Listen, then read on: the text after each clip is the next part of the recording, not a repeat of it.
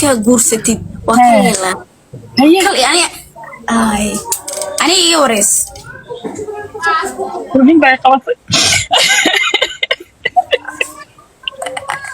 khayrada waa kulqaysanaya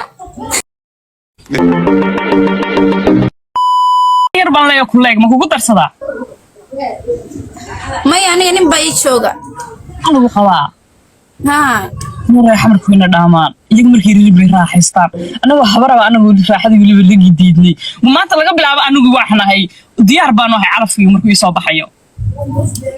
adigoo yee markaa guursatid waa ka yeelaa yani ani iga wareys rumin baa qabatay khayrada waa kulqaysanaya habar baan halkaa idan taayarna nin bay haysata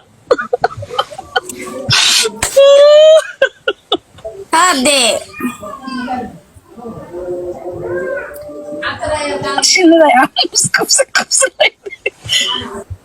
kubsi layna idan taayar waxay tiri nin baan haystaa walay qabaabay tiri haa walaal xogida soo days maya markan kaaga badiyo wax weyn baan ku xijeynayaa 5 kun haddaan kaaga badiyo bye okay hada no xijey kuma lihi kuma xijeynayo Safiya thank you qaali way misijiru arkaysan wajigeeda 15 kama weyne ani 16 sana jira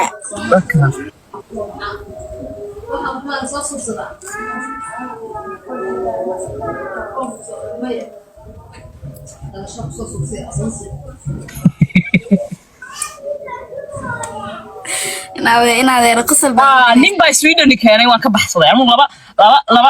Soomaaliyeed waxaan sheegnaa laba saddexda Sweden san ku yimid laba jeer baan sheegtaa laba si baan ku kala sheegaa inaan imid ku yimid mar waxaan idhaahdaa nin baa keenay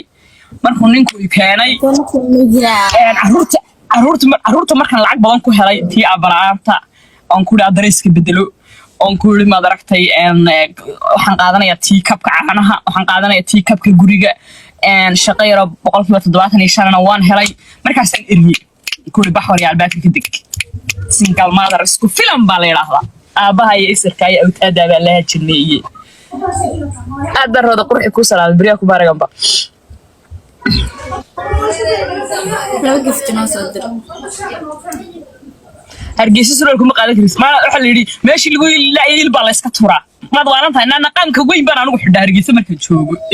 indha shareerka ilaa indhaha soo codkayga baaban doonayaa inaan Sweden intaan ka soo bixin soo mixer gareeyo soo bedelo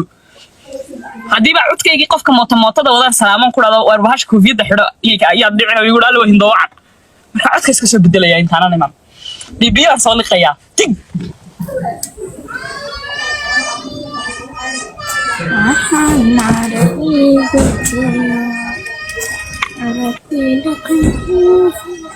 Hey, Naya Sweden.